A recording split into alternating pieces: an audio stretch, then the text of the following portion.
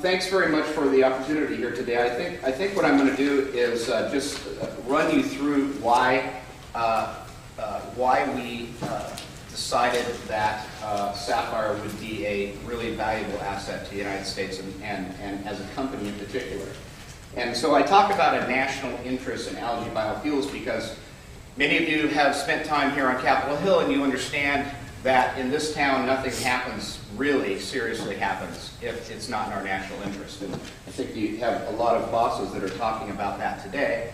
And the same is true with energy, and we certainly have a national interest in having a viable and a new source of hydrocarbon fuels and energy.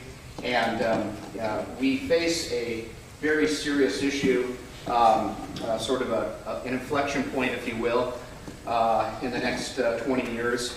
We have serious supply issues that the nation is faced with. Most of our energy supply comes from outside of the United States today. And when I talk about energy, I'm not talking about electricity. I'm talking about dense liquid hydrocarbon fuels, so crude oil. We face some issues around the globe with the impacts on climate, and we face instability, a national security challenge with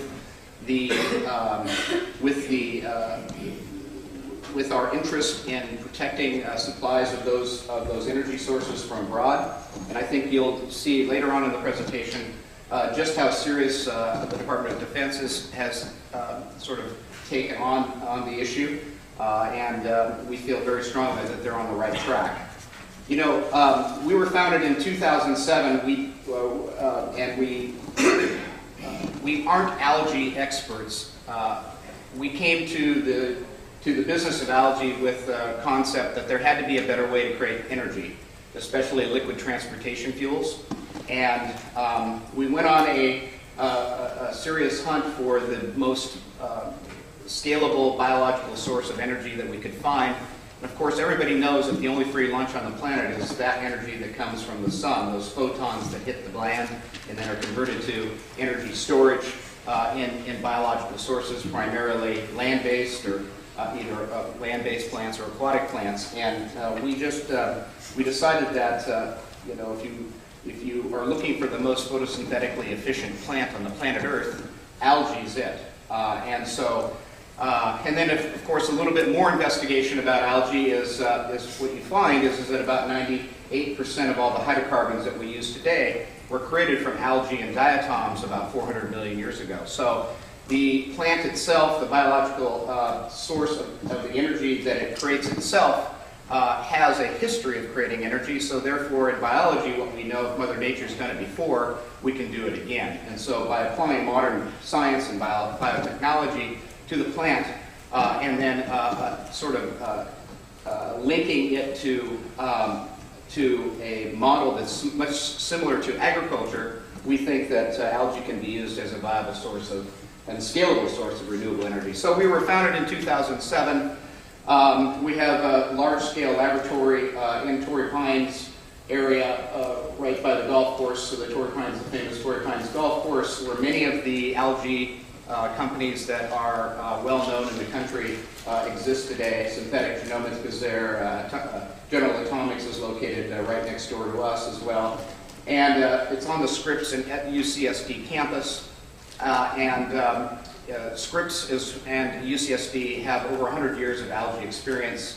And one of the reasons we've located in San Diego is because of the academic support that we get and the robust services that the university systems offer us. So we have a 50,000 square foot laboratory there in San Diego. We have a very large research and development center in Las Cruces, New Mexico. And we're also building a 300-acre demonstration, commercial demonstration in Columbus, New Mexico. We've been funded by three very interesting sources. The Gates Family Trust, which is the Bill Gates' personal investment arm to the Gates Foundation, the Rockefeller Family Trust, and the Wellcome Family Trust by the United Kingdom, the second largest family trust only to Gates, which is patient investment money, and that's important in the business of energy because it takes a long time to change the world. And so when you're dollars and scale are important to attack the problem. And the amount of time that investors give you to make a product like we're talking about is very important to our strategy. So, we produce what we call green crude. It's an oil that is not dissimilar to the crude oil that comes out of the ground at all. It has many of the same attributes that you find in crude oils, light sweets like West Texas Intermediates. Some of the best oil in the world are West Texas Intermediates. And so the important point there is that green crude and the organism itself in algae has the ability to scale. It has to be cost competitive with the marginal barrel of oil, meaning the marginal barrel of oil are those oils that are coming out of the ground, those crudes that are coming out of the ground from non-traditional sources, let's say ultra deep or tar sands varieties. Between $75 and $85 a barrel is what they can deliver it to the refinery at. And that's our focus, that's our target. The product we make is 100% fungible, meaning it's a drop-in replacement to gasoline, diesel, and jet, molecularly identical to the fuels that we use today. Very important part of the equation when you're talking about displacing fossil sources of energy, because we have a $14 trillion invested base in the transport and refining and then use of those sources of energy. And so, did I say billion? I meant trillion. So it's very important to plug into the infrastructure that is already in existence today. Certainly, the military would agree with that. It has a favorable life cycle as it relates to CO2, and it doesn't compete with ag water or land, and because it's not a food source. And it also grows in high saline, high pH conditions in water. So the water source that we use are non-potable sources of water. Either inland deserts contain large deposits of salt, briny, nasty water that usually aren't usable, or coastal deserts also allow us access to those types of water. So scalability, cost competitiveness, fungibility, favorable life cycle, and doesn't compete with ag products are all very important pieces to the algae equation. One of the unique attributes of algae is its scalability, its ability to produce significant amounts of biomass, and you can see it here on this upper section right up there, and it's compared to other sources of biomass.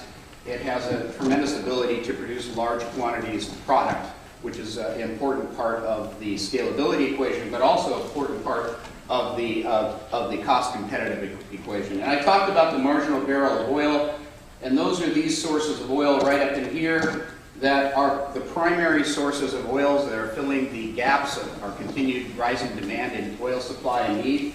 And it's those sources of oil that we consider our target, not the oil that comes out of the ground basically for free down here in Guar, Saudi Arabia, but those sources of oil that that we can realistically compete with.